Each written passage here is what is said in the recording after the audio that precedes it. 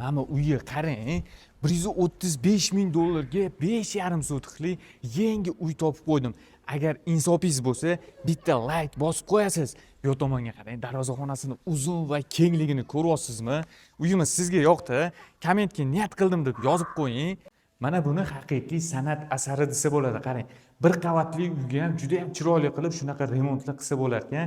Kirib kelishingiz bilan keng, kattagina hol qismi joylashgan. Bu yoqda birinchi xonamizda mehmonxona bo'ladi. Bu xonamizdan siz uyimizdan orqa hovlisiga ham o'tib ketsangiz bo'ladi. Xo'p, bu yerda bitta umumiy yuvinish xonamiz joylashgan. Yonida bitta kattalarga yotoqxona qilib ketilgan va bu yoqda bolalar uchun alohida yotoqxona. Bu xonadan ham uyimizdan orqa hovlisiga o'tib ketsangiz bo'ladi. Va bu xonamizda oxirgi xonamiz kattalarga yana bitta yotoqxona, ichida yuvinish xonalari bilan.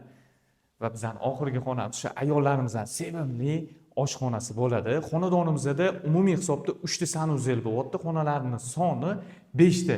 Xonadonimizda 3 qahramon postidan kirib kelganimizda shodlik to'yxonasidan shunday o'tganimizda joylashgan gaz, svet, suv deysizlarmi, hujjatlarda umuman muammo yo'q. Telefon qilib tez baraka qilishga ulgurib qoling.